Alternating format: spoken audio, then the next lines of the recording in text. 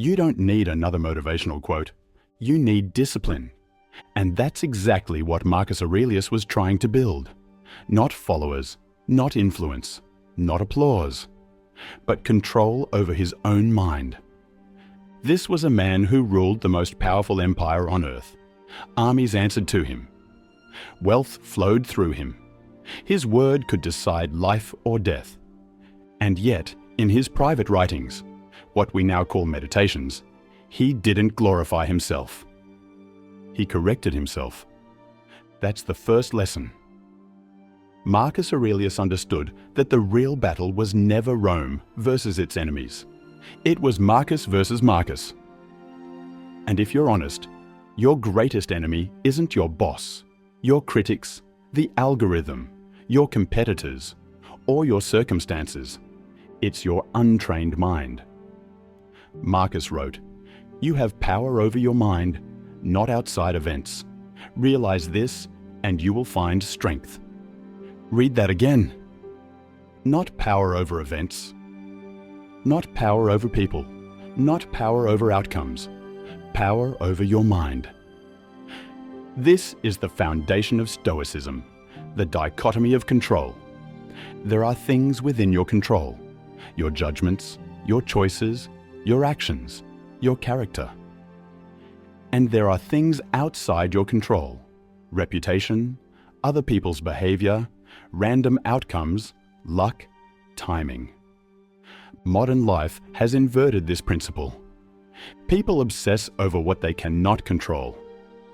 Followers, status, image, public opinion, external success. And they neglect what they can control: discipline, skill, integrity, effort. Then they wonder why they're anxious.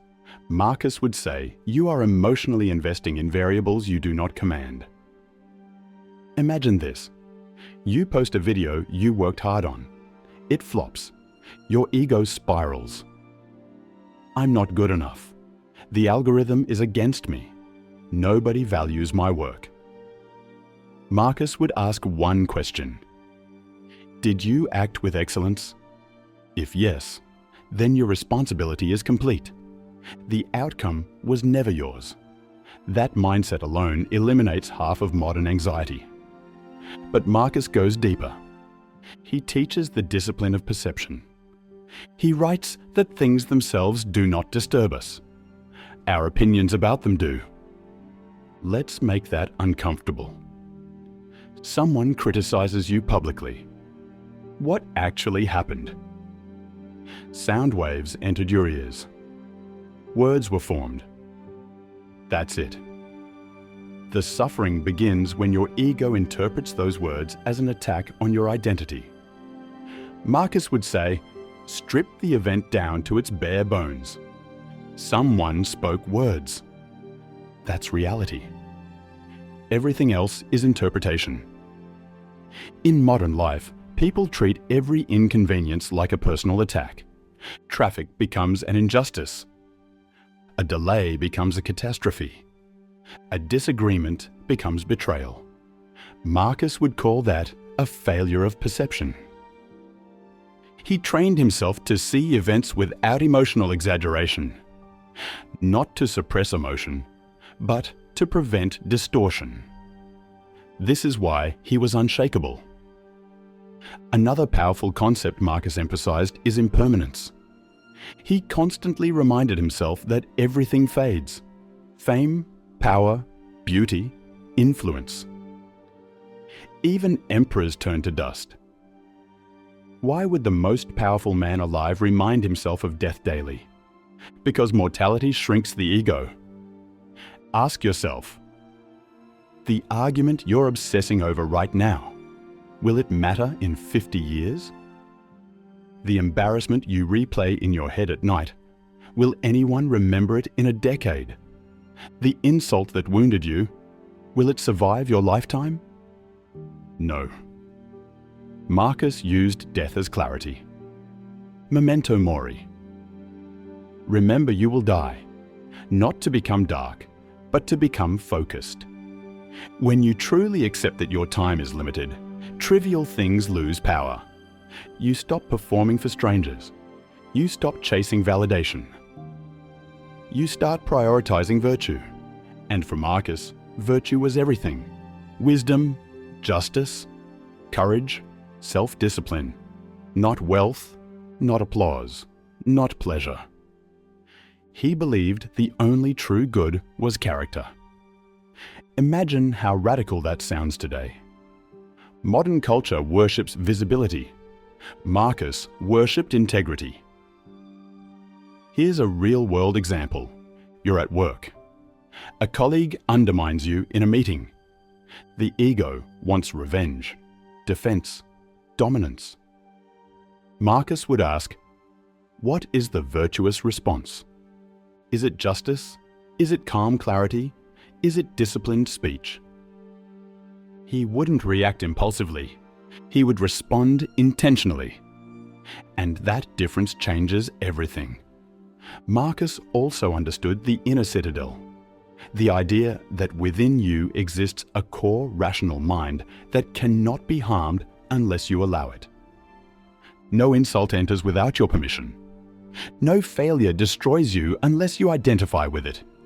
No chaos penetrates unless you surrender control of perception. But here's the hard truth. Most people open the gates willingly. They wake up and flood their mind with social media comparison. They measure their worth against curated illusions. They internalize strangers' opinions. Then they wonder why they feel weak. Marcus would say, guard your mind like a fortress. If something is not useful, do not entertain it. If something is outside your control, do not obsess over it. If something threatens your virtue, reject it. This is mental discipline at a level most people never attempt. And then there's acceptance of nature. Marcus believed that events unfold according to a larger rational order, what the Stoics called logos. That doesn't mean passive resignation. It means cooperation with reality. Modern people fight reality constantly. They rage against what is. They resist circumstances. They demand that life conform to their preferences. Marcus would say, align yourself with reality, not against it. If it rains, adapt. If you fail, learn. If plans collapse, recalibrate. Resistance drains energy. Acceptance redirects it. This is not weakness, it's strategic intelligence. Here's another modern scenario. You lose a relationship. You replay conversations. You blame. You fantasize about revenge or reconciliation. Marcus would ask, is this within your control now? If not, release it. Not emotionally overnight, but intellectually first. Then act where you can act. Improve yourself. Strengthen your character. Prepare for what's next. Marcus didn't preach comfort. He practiced resilience. He wrote these reflections while facing war, plague, and political instability. And yet, he never saw himself as a victim of circumstance. He saw himself as responsible for his response. That's the confrontation. You may not control your environment, but you control your discipline. You may not control your reputation, but you control your integrity. You may not control how others treat you, but you control whether you become bitter or better. Marcus Aurelius ruled an empire, but his greatest achievement was ruling himself. And that's what Stoicism truly demands. Not aesthetic quotes, not surface-level calmness, but ruthless self-examination. Where are you giving power away? Where are you blaming circumstances instead of correcting your judgment? Where are you reacting emotionally instead of choosing virtue?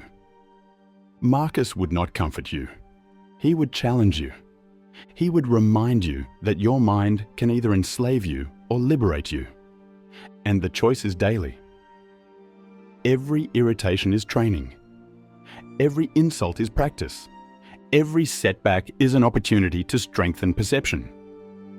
This is not passive philosophy. This is psychological warfare against weakness. And in a world addicted to outrage, comparison, and ego, that kind of discipline is rare.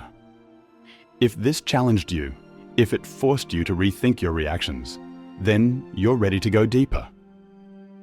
Subscribe to Stoic Gateway for more raw, unfiltered breakdowns of ancient Stoic wisdom applied to modern chaos.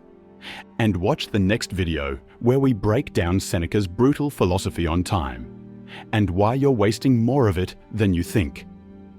Master your mind, because if you don't, it will master you.